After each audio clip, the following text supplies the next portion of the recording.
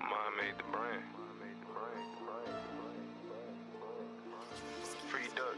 Yeah.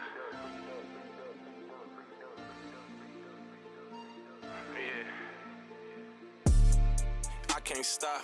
I got a grunt trying to make it to the top. They looking at me like I'm crazy, man. Yeah, maybe, but I'm amazing. God made me who I am. Yeah, you know I'm him. Yeah, I'm a king, not a pimp. Driving straight to the rim. Welcome to Mind Made TV. This your boy King John, and we are in here with Ronnie, and this is the Innovation Black Chamber of Commerce, and we are here to talk to this brother about the things that he is doing, and we about to tap in with the brother. So if y'all can tap in with us, bear with us. The brother was actually speaking to me about some things he do. So, brother, can you tell us a little bit about some of the things that y'all do here as a community? Here at the Innovation Black Chamber of Commerce, we're about community building, community networking, and adding on and adding value. You know, a lot of times, people get into an organization, then they lose connectivity. But the thing that we do is we connect the small business community with the community itself, or the members of the community, I should say that.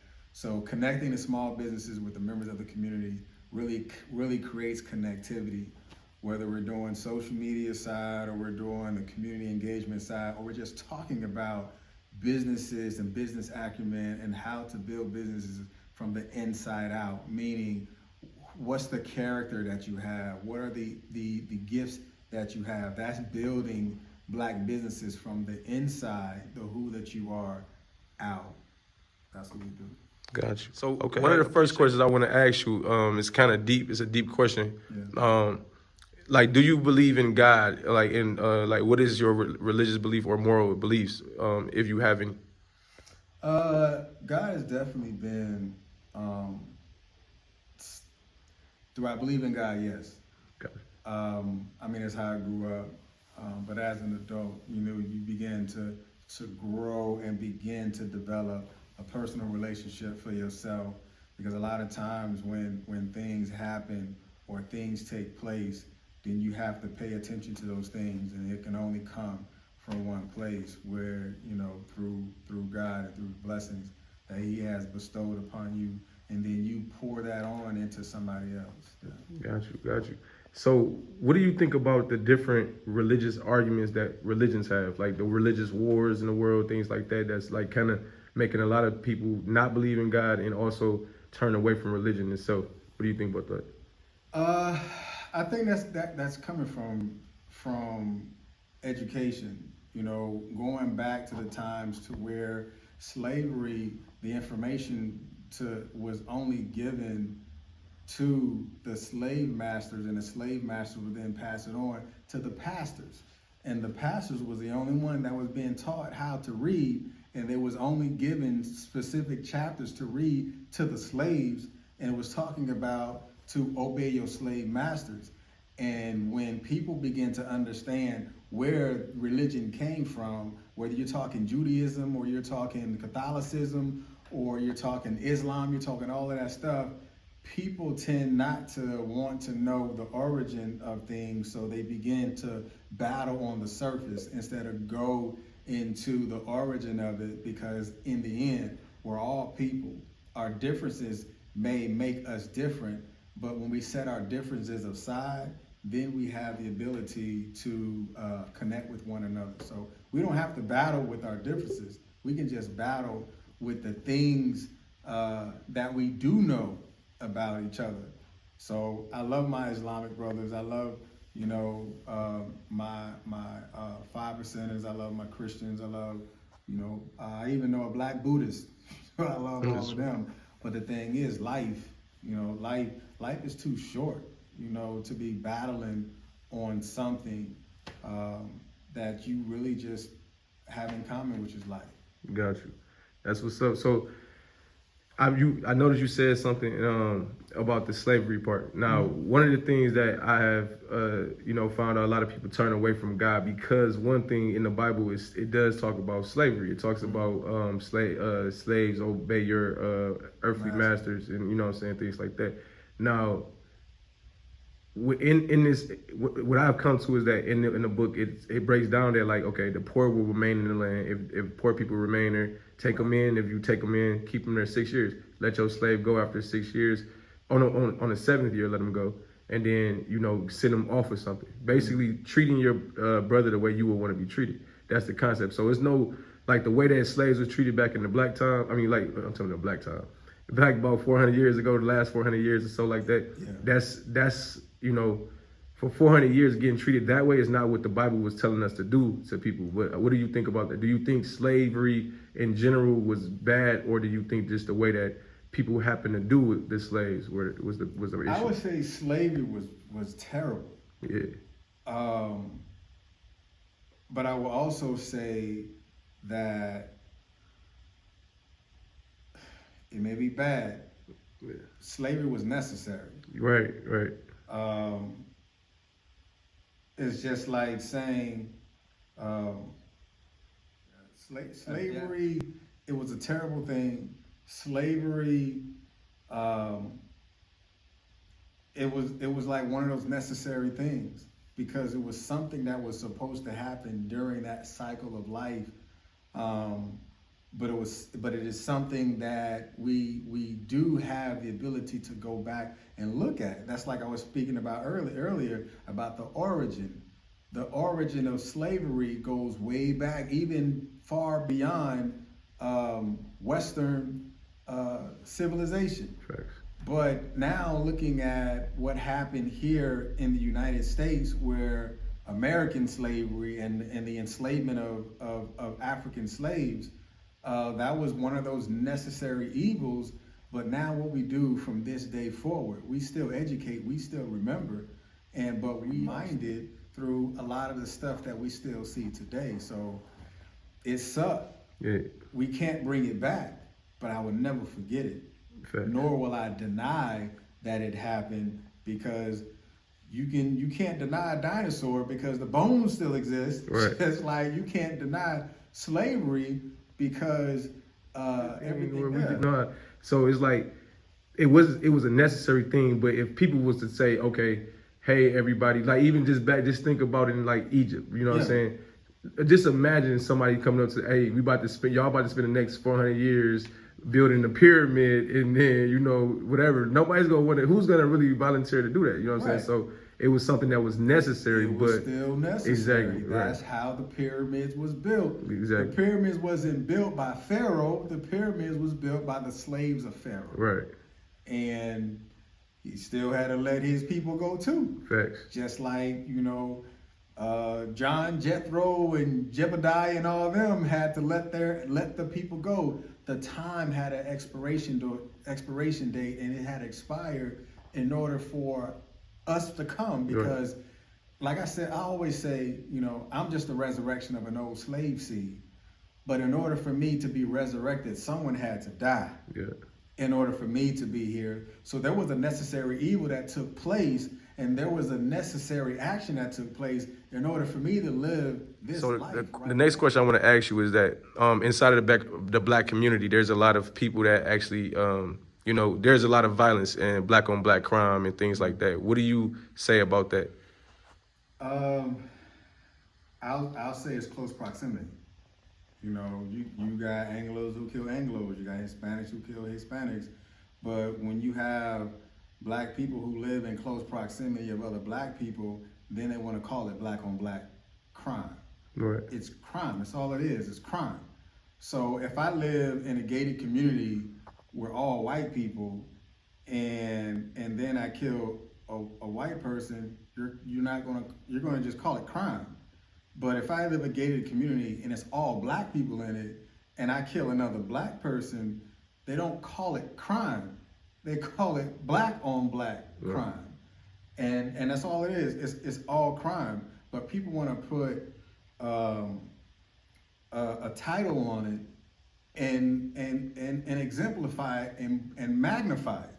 But it's all crime. I mean, if you live in an area that we're all black, then there's going to be some crime that's going to take place. But going back into the world of conflict, I don't believe we have been taught how to resolve conflict. I don't believe a lot of us or the culture have been taught how to resolve conflict. We're natural warriors, so we're always going to be in a warrior mindset.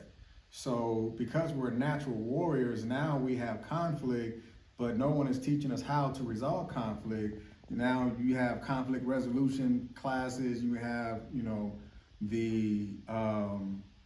the Muslims doing their conflict resolution. They're doing great jobs in the community, but not everybody get that conflict resolution. Mm-hmm. So for the absence of conflict resolution, there is always chaos in those environments. So it's all crime. It's just crime to me. So what do you think about, if that's the case, is the issue really the fact that black people need to unite, or is there's a bigger issue than that?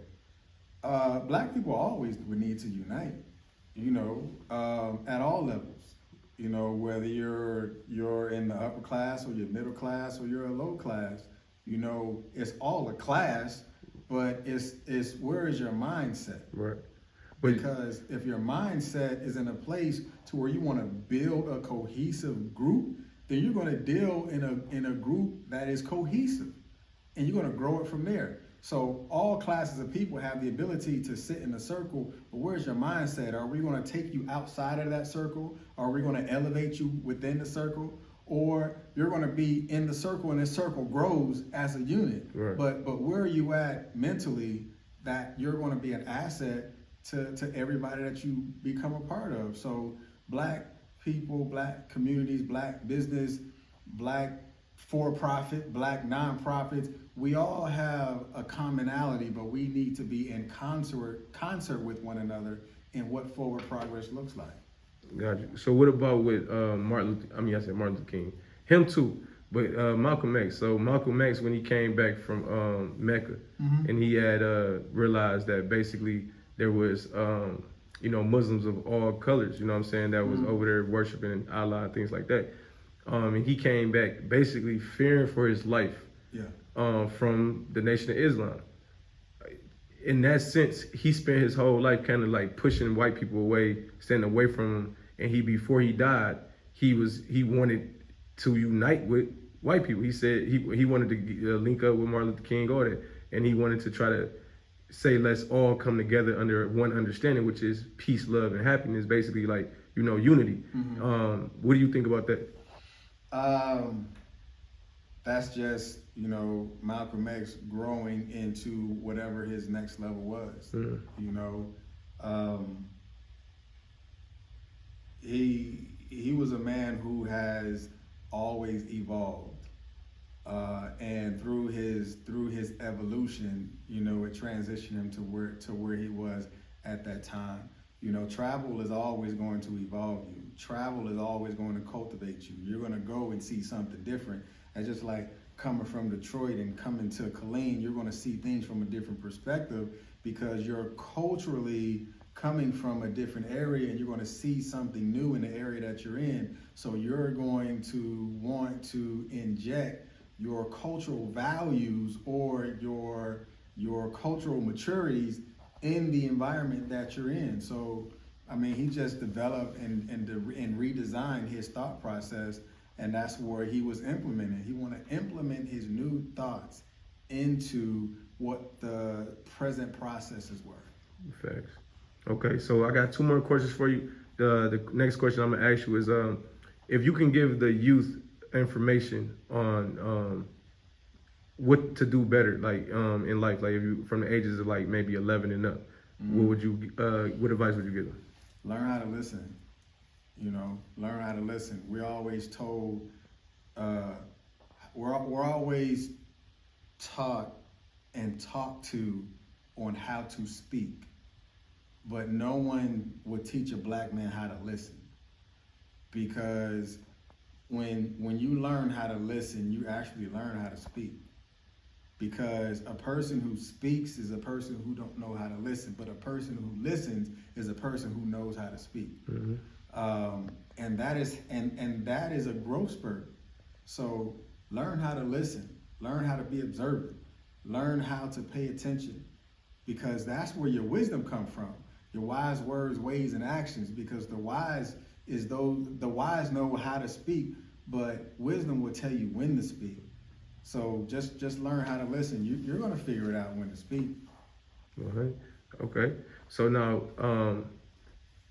I actually said two more questions, but it's actually two more questions. So the next question would be, if you had to say to the entire world, you know what I'm saying, like a way that no, okay, I'm gonna ask that question last. This question is, what would it take to bring the neighborhoods together where Black people are, in it with each other, and it's a lot of young people that's involved in that. What you think would be necessary to bring that community together? That's a good question. I mean, there's so many different layers to that. Food will always bring us together. Entertainment will always bring us together, and so will commerce. Right. That's just how we've grown, collectively. You teach a man how to fish, you teach a man some new technologies, and you teach a man how to make some money, they gonna always come back. So food, entertainment, and economics, that's how we're gonna grow as a community, because if I take the time out to build a relationship with you and to fellowship with you, and food is involved, I'm listening to you.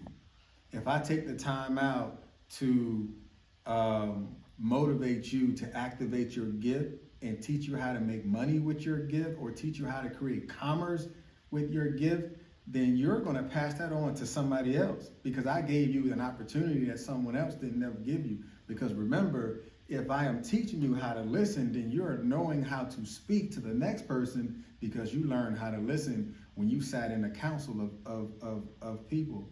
So it's entertainment, it's food, and it's commerce. That's what's up. Great answer, brother. I appreciate that. Okay, so that's an amazing. I think that's the best answer to that question that we had. Like, everybody gets stuck at that one, because that is a deep question.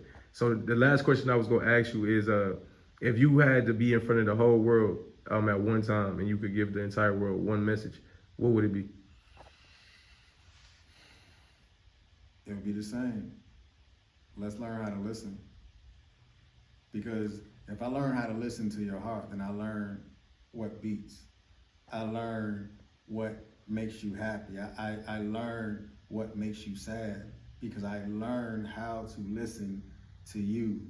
And I learned how to develop a relationship with you, because I wanted to listen to you intentionally. Be intentional.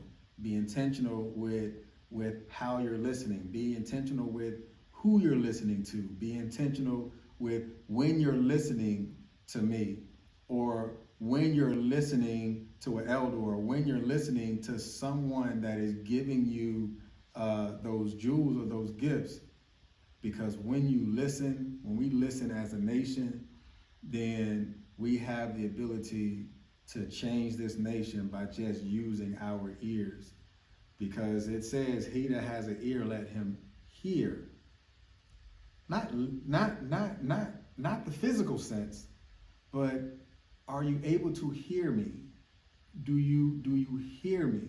So I think we need to learn how to listen and learn how to hear one another. So I will reverse that. Learn how to hear one another. Because if I hear you, I'm comprehending you. But if I'm listening to you, I'm listening to you like noise. Yes, sir. I appreciate that, man. I appreciate you, Brother Ronnie. You the man. I appreciate the time. And definitely, I will be trying to support the organization and making sure that we tap in and get some things done. So I appreciate you, sir. Yes, Have a sir. good one. Yes, sir. Peace. Made TV. Yes. Mom made the brand. Free duck. Yeah.